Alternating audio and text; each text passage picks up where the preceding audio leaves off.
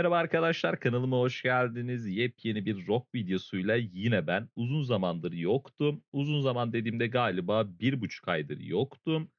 KVK'ya girmiştik. KVK savaşımız vardı. Üstelik kendi hayatımda aksilikler üst üste geldiği için video paylaşamadım. Çok güzel bir kitleye ulaştık. Hani yeni kitle olarak 30 bin yepyeni izleyici artı 200 bine yakın shortlarla beraber izleyiciye ulaştık. Sadece bunu 2 ayda ulaştım. Yani mutluyum. Ama her bir mutluluğun bir düşüşü vardır. Biz o düşüşü yaşadık. Umarım bu kitleyi geri kazanmak için elimden geleni yapacağım. Ama genellikle %50'si yabancı olduğu için artık içeriklerimin hepsini hem altyazı İngilizce yapacağım hem de seslendirmeler koyacağım. Çok istek geldi yabancılardan. Çok aşırı bir yabancı kitle izleyicim gelmiş. Bundan dolayı böyle bir karar aldım. Hem İngilizce yapmayı düşünüyorum ya da yeni bir kanal açarım. Artık neyse biz konumuza geçelim. Uzun zamandır video atmıyorduk. Şimdi bu videomun konusu sizi de çok laflarımı çorba edip boğmayayım. Hemen 404'te 403, 402 ve 401. 400 dediğime bakmayın 4000 demeye üşendim. Kısaltma yapıyorum. 4001 ve 4004 arasında geçen büyük savaşı anlatacağım. Kazanan tabii ki biz olacaktık ama bazı hatalar ve eksikliklerden dolayı kazanan 4004 oldu. Hemen size KVK'nın haritasını açacağım. Şöyle KVK'nın haritasına geçelim.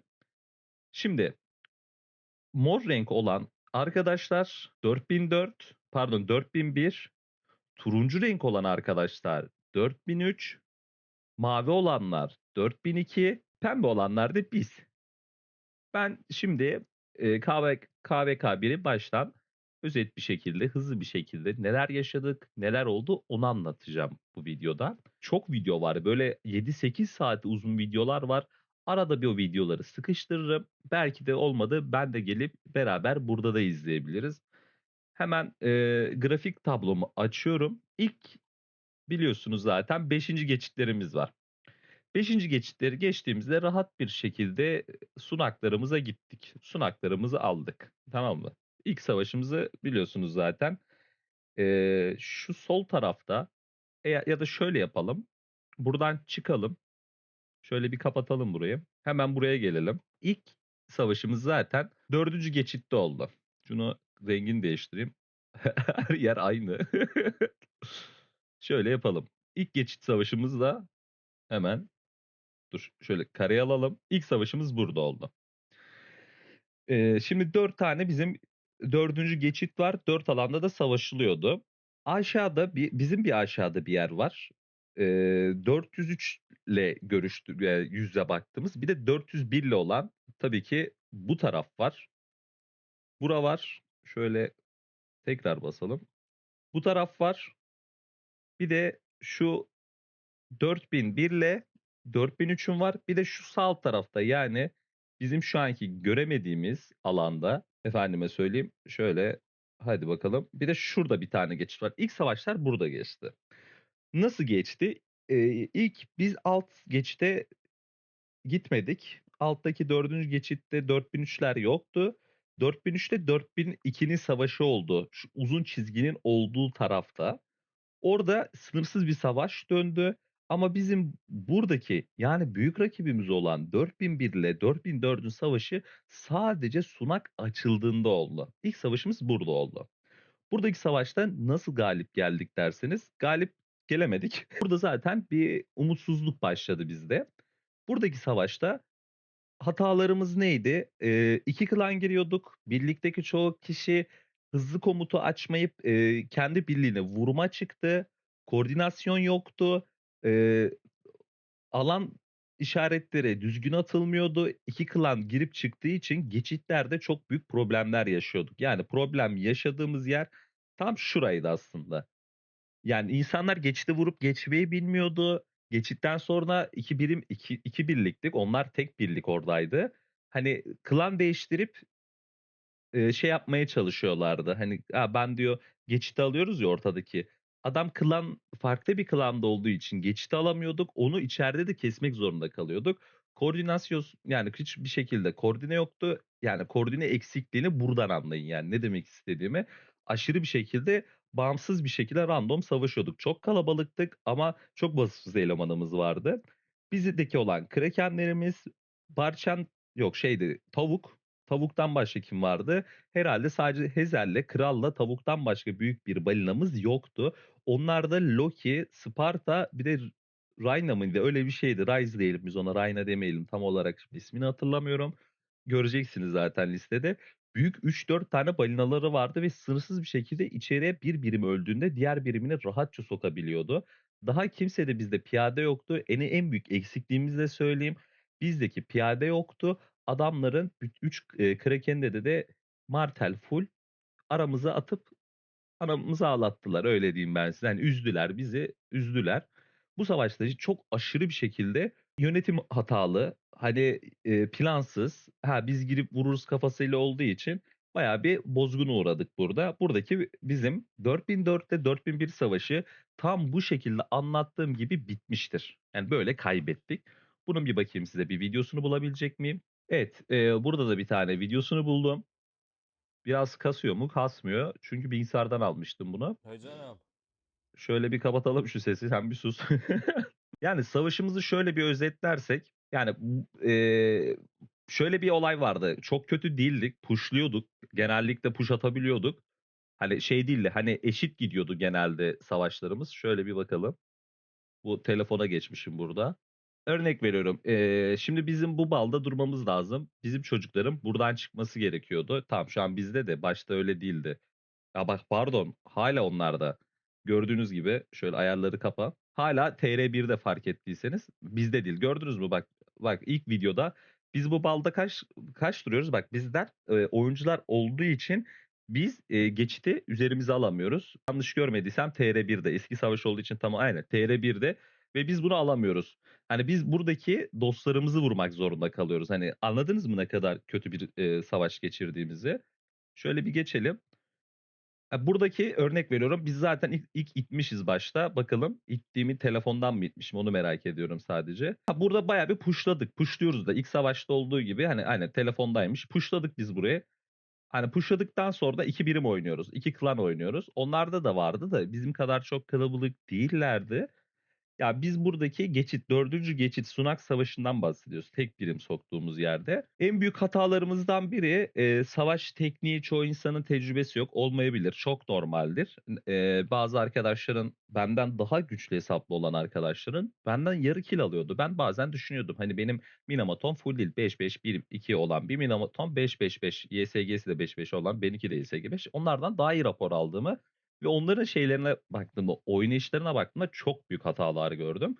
Ya bizim buradaki en büyük oynanışta yapılan hatalardan biri yeteneğim atsın diye içlerine kadar giriyorsun. Aslında buradaki mesele şu KVK 1'deki yani bu yüksekliklerde ya da KVK 1-2'de 3'te geçerli. Yani son hesaplarda 7 kıta çıkan hesaplarda daha farklı. Hani her sezonun aslında savaş tekniği çok farklı oluyor.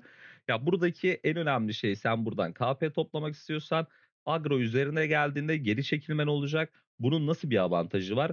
Şöyle bir avantajı var. Üzerinde gördüğünüz çoğu kırmızı oklarda hani üzerime geldiğinde böyle 3-5 tane kırmızı yandığında bakın şu an yandı. Arkaya çektiğimde birimleri bu sefer onlara vurmayacağım. Yetenek atmama gerek yok. Bakın yeteneğimde olmuş. Ben üzerine atmıyorum. Yeteneği atmıyorum. Niye? Oradaki birliği buraya kaybedeceğiz bu arada onu da söyleyeyim. Oradaki birliği içime çekiyorum. Bizimkiler içime gireni vuruyor. F2 varsa ya da telefondan düştüyse amaç bu. Hani senin alanda durup full yetenek atmanın önemi yok. Bak hala yetenek fırlatmıyorum burada hani gördüğünüz gibi. Hani yeteneğinizi atmanıza gerek yok. Burada en önemlisi tabii bunlar çok güçlü olduğu için onların piyadeleri ve krakenleri her safhada olduğu için şöyle bir bakalım. Bakın çok güzel gösteriyor. Şuradaki adamların çoğu zaten bak bir tane T5 gördüm. Göster be. Şu yenilgiyi göster. Ha, bir T5 daha görüyorum. Ya zaten o adam yetiyor yani. Agron'u şurada çok özür diliyorum. Zaten 3'te 2'de gördüğünüz adam T5. Daha KVK'nın bilmem ne. Kaçıncı saatin kaçıncı günündeyiz? Adam açmış T5'ini açmış piyade. Ben de ne oynuyorum? Süvari oynuyorum. Çok anti counter muhabbeti dönüyor. Nereye vursam, hani, şuradaki alanda nereye vursak hiçbir işe yaramıyor. Yani biraz yönetimin, krakenlerimizin daha objektif düşünerek oynaması ve buna göre, hani, bu savaşları düşünerek, birimlerini fullemesi bizi bu oyunu kazandırabilirdi. Tabii bu benim ilk simgemdi. O da ayrı bir şey. Ya, burada da itiliyoruz. Örnek dediğim gibi, hani, savaşta atarsan, çarını atarsan, bütün agroyu üzerine alırsan çarın erir. Ama herkes bizim gibi yapsa ne olur? Bu sefer çarların yavaşça sadece YSG'nin attığı alanla 5 kişiye vurdun, vurdun. Hani, alabileceğin kaynak budur yani. Buradan alabileceğin en fazla, ödül sana YSG'nin 5 kişiye vurduğu hasardır. Bizde çok yeteneksiz vardı. Yeteneksiz demeyelim. Sonuçta basit bir oyun ama bunu, bilmeden oynuyorlar. Yeteneksiz demeyelim. Adam ilk defa oynuyordur. Ona o yüzden lafım yok. Biz burayı da kaybettik. Böyle ne kadar savaşsak da hiçbir şekilde biz burayı yenemedik. Hemen, gelelim haritamıza tekrar dönüyorum. Şöyle başlayalım yine. Sonra biz burayı kaybediyoruz, tamam mı? Bizimkiler biz sadece savaş vakti savaşıp kaynaklarımızı çöpe harcamıyoruz, kralımızı dinliyoruz ama biz burada kırmızı okla gösterdiğim, pardon, siyah okla gösterdiğim yeri hiçbir zaman yenemiyoruz. Hani savaşıyoruz ama hep bir tık öndeler. Bak bir tık geride değiliz ama her zaman bir şekilde kaybediyoruz. Biz de o yüzden alttaki geçit olan hiç savaşmadan ödül aldığımız bir yerde. Burada 42 ile 43. Bu 42 ile 43'ün olduğu yani okla gösterdiğim yer. Bura beyler 7/24 savaş döndü. O kadar çok savaştılar ki 7. geçit açıldığında, şura açıldığında yani bakın şöyle şura açıldıktan bir saat sonra bu adamların kaynakları kalmadı. Yani bizim müttefik dediğimiz adamlar savaşmadı bile. Ama biz ne yaptık? Biz savaşın olduğu yerler 6. geçit, bu geçit iki taraflı da sadece savaş vakti savaştık. Kaynaklarımızı koruduk. Mücadele ettik. 4-3'le ve 4-1-1'le tek başımıza mücadele ettik. Bu adamlar ne yaptı? Oyunda bu kadar, bilmemezlikten ne yaptılar? Adamlar sınırsız bir şekilde birbirine kin ve nefretten dolayı 42 ile 43 birbirine çok büyük düşmanlar. Ne yaptılar? Birbiriyle sınırsız bir savaşa girdiler. Kaynaklarını erittiler, bitirdiler. Sadece şu savaşta bakın size 6. geçitlerden bahsetmiyorum. Direkt 4. geçitte ben bu adamları gördüm. Sınırsız savaştılar ve hiçbir kaynağı kalmadılar. Yani hiçbirinin kaynağı kalmadı diyeyim ben size. Neyse 6. geçite geçtik. 6. geçitte de videolarım varsa şöyle arada bir koyarım yana. Bizim 6. geçitte ne oldu?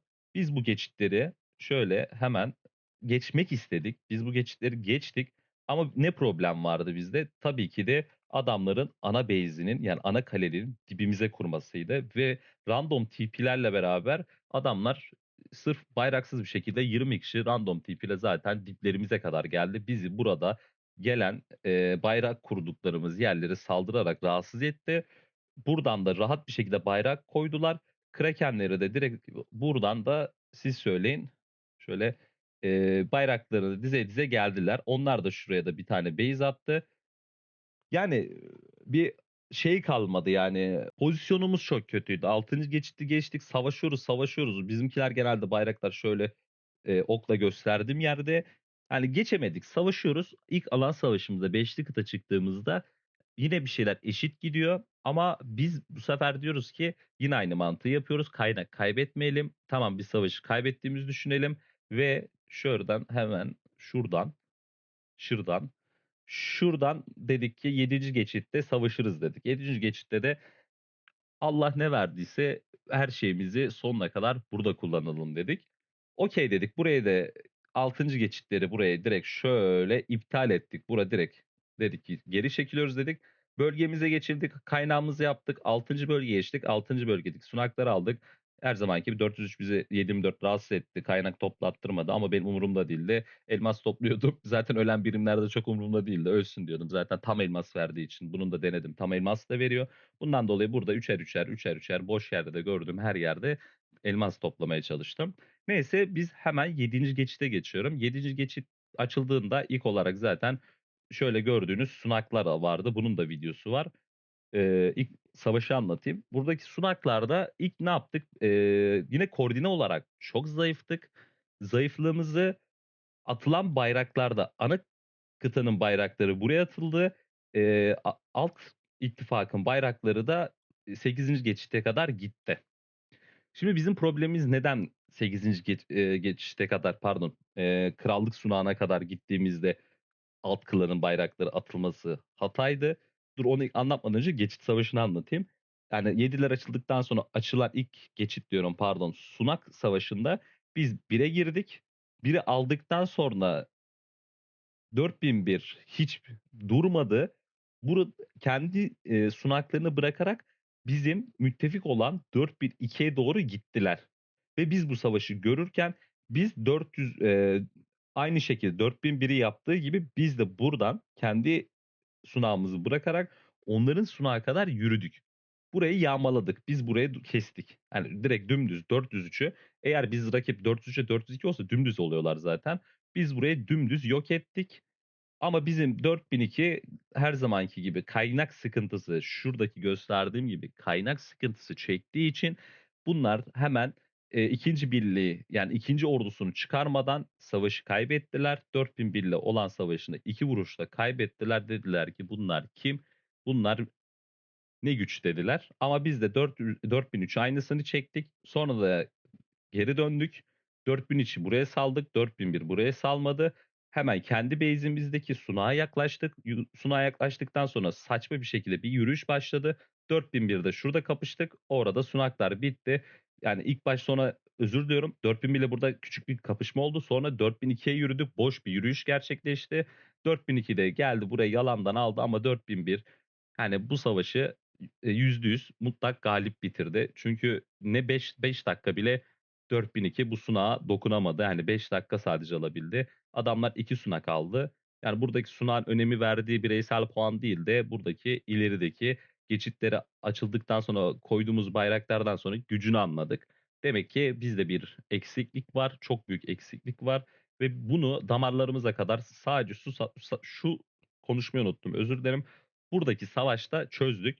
Hani buradaki geçitteki ve üstteki olan Sunak Savaşı'ndaki sorumsuzluklar devam etti ve dedik ki 4 kıta, 5 kıta çıktığımızda biz değil de Krakenlerimiz çok rahat yeneriz dedik ve buradaki Sunak Savaşları her şeyi çözdü. Yani kaybedeceğimizi anladık. Sonra neyse geçitleri açıldı. Zaten açıktı. Bayrakları atmaya başladık. Hemen adamlar şuraya bir ana şey yaptılar. Ana kalelerini koydular. Bizim de ana kalelerimiz hep diplerdeydi. İlk başta ana kıtanın bayraklarını koyarak bayrak inşaatını başlattık. Hızlı bir şekilde adamlarla yüz yüze geldik burada.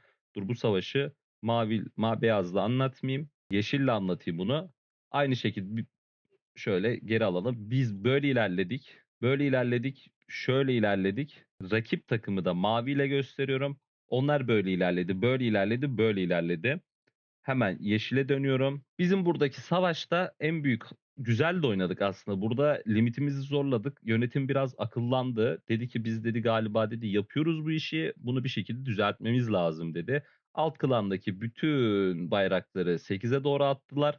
Bizim 4002, şöyle onları direkt beyazla anlatayım, şeyle anlatayım, beyazla anlatayım. Çünkü bizimkiler önemli olan. Bizim ne yaptı buradaki 4000 iki müttefikimiz? Aynı şekil onlar da aynı geçitten hani buraya geldiler. Pardon, özür dilerim. Buraya dokunmadılar. Burası sadece buraya doğru bayrak çektiler. Buradan da 4003'ü kapatıp buraya doğru bayrak dümdüz çektiler. Ama savaş en sonunda başladı. Herkesin bayrakları okey. Her şey ortada. Şunun savaşa geçmek istiyorum da ok işaretleri gidecek de geçemiyorum. Şimdi şu yeşilli olan yerlerde bizim yaptığımız bayraklarda dedik ki tamam. Dedik ki biz burada, dedik, büyük ihtimal bu savaşı galibi belli olacak. Dünden belli olan bir savaşı dedik ki belki bir umuttur inanmak. Bizim krakenler daha güçlü çıkar. Adamları savaştan soğuturuz. Kaynakları biter ve biz kazanırız hayaliyle girdik içeri. Size göstereceğim bir videoda zaten anlayacaksınız o hayalin en baştan boş olduğunu. Abi savaşabildiğimiz kadar savaştık. Şuradaki savaşın çok şey oldu, dolu oldu ama bitmeyen bir savaş oldu. Şuraya bir kaydedelim. Bunun size bir videosunu açayım ben. Uzaktan bakış yok değil mi? Yani böyle de video sarmaz büyük ihtimal. Var, şu an video var da şunu mu, şu muydu? Yukarıdan almıştım ya, durun halledeceğim. Alın size tam tamına 3 saattir çektiğim bir video. Buradan savaşa devam edelim anlatmaya. Bura çünkü önemli, kritik bir yer. Dediğimiz gibi adamlar şöyle buranın okunu değiştirelim. Yine siyah yapalım. 4003 geldi buraya kalesini attı. Bizimkiler bütün kalelerini gördüğünüz gibi şöyle küçük küçük çizelim. Buraya bir. Ya bu ders niteliğinde bir KVK. Gerçekten ders bir niteliğinde. Bu kadar krakenli bir krallık. Zaten videonun başında söylemedim. Beyler toplam 30 tane T5'in oldu. KVK 1'in bir KVK'sındaydık. Hani bu kadar üst düzey, hani şeyde yok lan bu. KVK 3'te görmedik biz bunu zamanında. KVK 3'te 30 tane T5 gelince of bro, next ya, next sezon ya, ben KVK 1'ime tekrar döneceğim. Bu ne falan derdik. Biz KVK 3'ünü bırak, KVK 1'in daha 100. gününde gördük bunları. Buralara atılan bayrakları görüyorsunuz. Bizimki dediğimiz gibi alt klanımız, ana klanımız burada çarpışıyor. Çarpıştığımız bölge bu taraf. Burada yani verebildiğimiz bütün zayiatları veriyoruz. Onlar da veriyor. Adamlar hiç uğraşmıyor. Ama çok güzel bir taktik deniyoruz. Biz burada bunları oyalarken bizim ana alt klanımız olan R04 direkt zaten base'i kapatmaya gidiyor.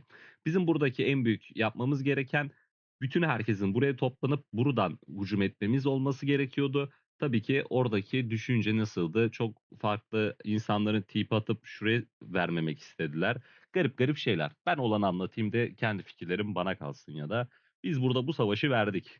Biz buraya kadar geldik. Gördüğünüz gibi efsane bir şekilde kapadık. Kapamanın bir önemi yok. Önemli olan kaynakların bitmemesi. Şöyle bir bakalım. Şimdi burada bir moda almışız. Şöyle gidiyoruz. Bir saatte neler oluyor? Bir şeyler, bayrak ekilip biçiliyor mu? Ben bu yukarıdan baktım diye hiçbir şey gözükmüyor mu, bayrak falan? Ha, bir bayrak dikilmiş. Aga be. Ben bu video alırken ne umutlarla almıştım. Bütün her şey gözüküyordur diye de hiç yanan bayraklar falan gözükmüyor. Yani buradaki verdiğimiz savaşı şöyle diyelim size. Şöyle bir bakalım. Yan ikinci hesabımda burada zaten bayağı bir savaşıyorum. Benim ikinci hesap çok savaştı. Biraz bir tier liste gelecek inşallah bu konu hakkında. Buradaki savaşımızda şöyle bir göstereyim. Dursun, aynen burada dursun. Rhine T5, bunların Sparta'sı var. Nicklerin değişmiş olabilirler. Şurada zaten gördüğünüz yerde 2-3 tane T5 var. T5'i geçtim. Adamların T5'lerin hepsi Kraken kıvamında sınırsız bir şekilde savaşabiliyor. Orada 2 tane sadece T5 gördük. Büyük ihtimal öbürleri de sağ tarafta yok. Bayrak da açıyorlar. Şu bayrak içi savaşları da göstermek istiyorum size. Çok böyle can çekiştiğimiz. Adamlar 5 tane T5'i açıyor. Efendime söyleyeyim, aralarına koyuyor, yani aramıza koyuyor. Bakın şuradaki bir savaşı anlatacağım ve bitireceğim bu video. Kaybettik zaten. Şurada bir savaş oldu. En önemli bizim savaşımız şu taraftaydı. Bunlar buraya kadar geçiriyor. Şu bayrakları kırıyor. Buraya kırıyorlar. Buralar bizim için artık yok sayılıyor. En sonunda şurada bir savaş veriyoruz. Şu mavi olarak göstereceğim. Yani çok konuştum. Hakkınızı helal edin. Ben de böyle bir adamım. En azından bir KVK'mı anlatmış olurum. Bir yaşadığım bir tecrübeyi size sanki yaşamış gibi yaşatmak benim için güzel bir şey. Biz burayı verdik. Şu gördüğünüz tarafı şöyle koyacağım. Biz buraya verdik. En büyük savaşımız, son savaşımız şöyle beyaz okla gösterdiğim tarafta. Bu tarafta neler oluyor? Bu tarafta şurada küçük bir nokta koyacağım. Şu geçitin orada ben şu taraftayım. Onu yine okla göstereceğim. Ben şu taraftayım. Burada büyük bir savaş var. Buradaki bayrağı kırdırmamaya çalışıyoruz. Adamlar bu bayrağı kırıp buradaki şeye gelecekler. Yani komple bizim şeyimizi kesiyorlar. Efendime söyleyeyim. Yolumuzu kesip buradan başlayıp aşağı doğru, yani bura kırıldıktan sonra şu iki yerde gidiyordu. Yanlışım yoksa. Evet, şu iki taraf bizim geçit tarafımız gidiyordu. Sadece bizim mavi okla geri gösterdiğim geri gidişte yerler kalıyordu. Burada şöyle bir savaş veriyoruz. Geçit var. Geçitin yanında 3 krakeni. Biri ralli açıyor. Pardon, ikisi ralli açıyor. İkisi de 5 kıta dışarıda bekliyor. Şuradaki gelen yeşil okla göstereceğim. Bütün destekleri kesiyorlar. Şuradaki yeşil de onları göstereceğim. Şuradaki gelen adamların hepsi zamanla buraya kadar geliyor. Buradan destek veriyor. Destekle beraber bizim buradan sağdan gelen desteğimiz, sağda yani geçite yakın olan, aslında geçitte daha çok bayrağımız var o dönem. O zaman onu şimdi videosunu aramayayım. Buradaki bütün desteği kesiyor. Şuradaki desteğin hepsini kesiyor. Şuradaki gelen adamların hepsi rahat bir şekilde buradan geçip şu bayrakta ne yapıyorlar? Kalabalık yapabiliyorlar. Bizim buradakiler nasıl geçemiyor? Çünkü burada duvarlar var. Sadece düz gitmesi lazım hızlı yardım için bayraklara. Ne oluyor buradaki gelenler? Onların T5'lerine takılıyor. Yani 5 tane yani 15 tane kıtası olan yani 3 Kraken'in 15 ordusuna karşı savaşmak zorunda kalıyor. Ben ne yaptım? Bu geçitte genelde şu 4001'in ezik olan oyuncularına vura vura onlara zayiat vere böyle vura vura vura vura onları engelledi. Buradaki savaşın da sonucu da mutlak galip onlar oluyor. Hiçbir şekilde adamların 15 tane ordusunu çıkardığı T5'e savaşamıyoruz. Tabii ki bizde de çok iyi. Hezer sınırsız savaşıyor. Rey diye bir abimiz var. O da çok savaşıyor. Ben dedi elimden gelen ne yapıyorsam bizdeki oyuncular çok iyi savaştı. Hezel çok iyi savaştı. Hani tebrik edebileceğim bizde çok iyi oyuncular vardı. Hiçbir şekilde zamanını verdi. Hiç bana mısın demeden bütün kaynaklarını harcadılar. Ama dediğim gibi karşı taraf kesinlikle mutlak galip oldu diyelim. Şurada başka açılacak bir video var mı? Ona bakacağım ve bitireceğim videomuzu. Bu bizim ilk geçit savaşımız olması lazım. Şöyle bir baktım. Aynen size anlattığım 4003'e doğru gittiğimiz ve 4003'ü işte vurduğumuz yer oluyor bura. Aynen öyle. Şimdi KVK özetine geliyorum. 2 tane videom var. Büyük ihtimal 1 dakika 30 saniyeliğini açacağım. Bu değil. Şunu açalım. Şimdi gelelim buraya. Şimdi bizim buradaki en önemli şey. Leş liderliği bizim çocukta ölüm liderlik tablosunda yani R1'lerin yani 4001'lerin var. Şifa liderleri, iyileştirim birimlerde tabii ki bizim çocuk var. Barşan da var. Şöyle gelelim. Bireysele geliyoruz şifada. Hemen böyle bir KVK görmedim. 150K iyileştirildi. 150K değil. 150 milyona K diyorum ya. 150 M diyeceğime. 150 M iyileştirme şeyi var burada. Puanı T1'leri saymıyor kesinlikle. Gördüğün gibi şöyle bir aşağı alalım. Şurada iyi bir savaşçı gördüm. Bak 4001, 4002, pardon 4001, 4001, 4001. 3 tane zaten ilk 5'te onların adamı var. Bizim kralla tavuk var. 6. sırada bizim çocuk var. 7. sırada onların çocuğu var. 8. sırada hiç görmediğim savaşta sadece 4003'te tek başına savaşın adam var. Kennedy de ilk 10'da bulunuyor. Gördüğünüz gibi adamların 3 tane krakeni var. Tabii ki de birlikte de birinci bizdik, iyileştirme de bizdik. Yani bizim burada olduğumuza bakma. Biz 404'teydik. O puanda öndeydik. Krallıkta da zaten 4004 oldukça en çok iyileştirme yapan ama en yaralıcı tarafı da bu taraf olacak. Burada leş liderlik tablosundayız. Leş gördüğünüz gibi şöyle hemen birinci sırada ile Loki ve Ray çok yakın ama fark ettiyseniz tavuk 2 kat hepsinden daha çok iyileştirme yapmış. Hani bir de öyle düşünün. Şöyle bir iniyorsunuz gördüğünüz gibi. İlk birlikte de şöyle birliği alalım. Birlikte işte kan ağrıtan yer bu taraf. 4001'in leş liderlik tablosuna birlikte bir numara. Tabii ki de krallıkta bir numara. Çünkü onların 3 krakeni çok rahat bir şekilde dümdüz adamları bitirdi. Bölüm liderlik tablosunda bir biziz. Hemen gelelim şeye. Gelsen alo. Birlikte de onlar 4002 ölüm liderlik tablosunda 4002 beyler. Yani beklenen bir sonuç 4002 dediğim gibi sınırsız savaşını yaptı. Ne diyelim? Burada da gelelim ölüm liderlik tablosunda ilk 5'e baktığımda yani kimin galip geldiğini çok rahat bir şekilde anlayabiliyorsun. Yani şu tabloda tavuk üzücü bir tablosu var. Hani onca mücadeleye rağmen kazanamadı. Demek ki ne kadar paran olsa da paranı 3'e bölsen böyle 3 hesabın olsa şimdi yanından geçemez bizimkilerin Barça'nın yanında kimse ama 3 hesabına bölüp yapmış adamlar ve kazandı abi. Adamlar KVK'ya kazandı. Videom çok uzun oldu. Bizim de KVK'mız bu kadardı. Bundan sonra bu kadar uzun video yapmam. Bundan sonra o videolarım inşallah 10 dakika olacak. Geçen videodaki çekilişlerin hepsini yorumdaki arkadaşlara yazdım. Çekiliş kazandıysanız lütfen ya da şeydir bildirim gelmiştir yazdım. Videolara eklemiyorum. Lilith bundan rahatsız olmuş. Bundan dolayı da artık çekilişlerimi e, yorumlara yazarım. Veya Lilith onay verirse diğer videolarımda çekilişlerimi anlatacağım. 100 dolarlık bir çekilişim olacak.